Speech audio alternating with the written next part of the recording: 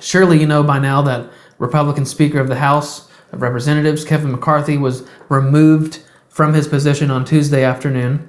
The Republicans have a slim majority in the House as it is, so with obviously 100% of the Democrats opposing the Republican Speaker, obviously they're going to do that.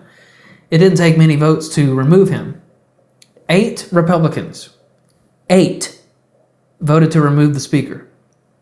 A lot of conservatives are unhappy with this decision, so-called conservatives, but I'm going to tell you why I'm pleased with the decision and why I'm happy that my congressman, Tim Burchett from Tennessee, chose to remove the Republican Speaker.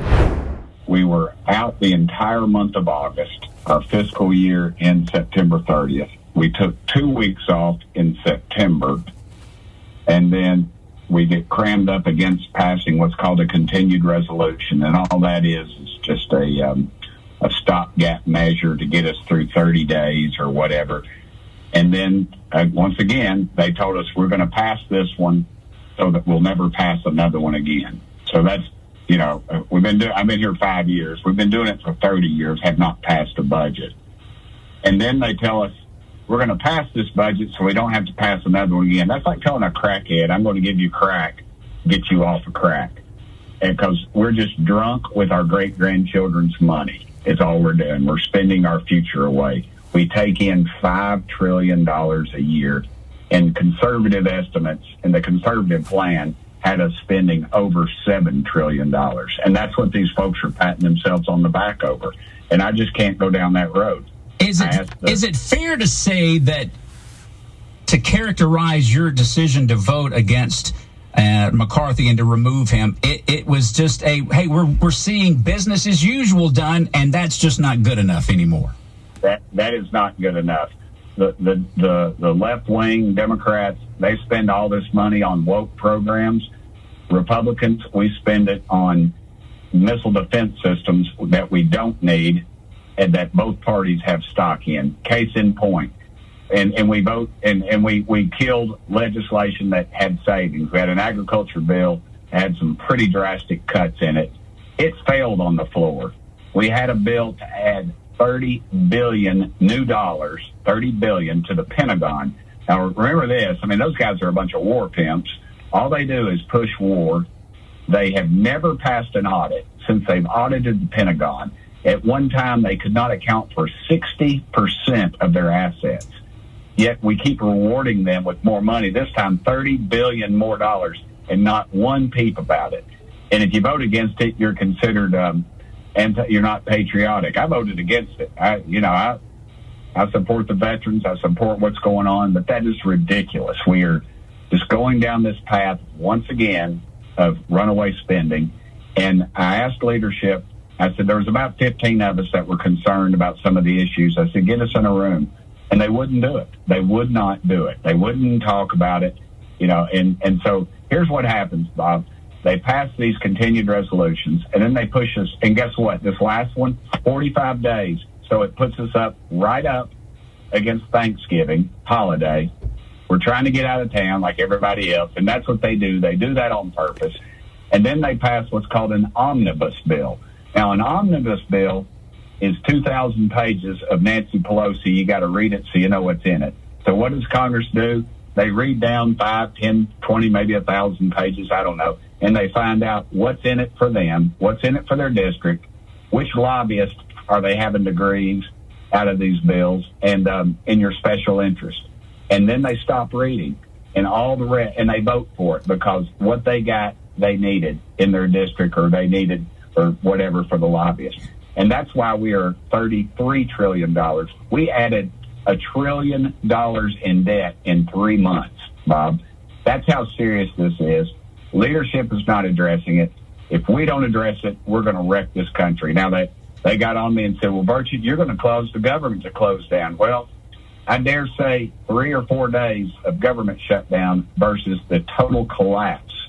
The total collapse of our economic system is what we're up against. You got $100,000 pickup trucks out there that people, that I wouldn't step out of the electric chair to ride in. The value of the American dollar is decreasing every day, and we've got to address it. Leadership did not, and I made a stand, and that's where I'm at. Now, if you will, for just a moment, suspend whatever feelings and emotions Fox News has told you to have, and consider the convictions of Congressman Burchett and my own thoughts on the matter. I'm going to first give you my reasons for agreeing with the 8 Republicans, and then I'll give you Burchett's. This speaker, Kevin McCarthy, has been the speaker for about 8 months. In that amount of time, the only productive thing that has happened and the only thing that has been actually beneficial to our country is the removal of Nancy Pelosi. This is, of course, due to the new yet slim Republican majority. There's only a 9-seat advantage here. And in this chamber of Congress, these individuals are charged with representing their district and their constituents, not themselves, not lobbyists, and not other districts. The people that put them there, that's who they represent.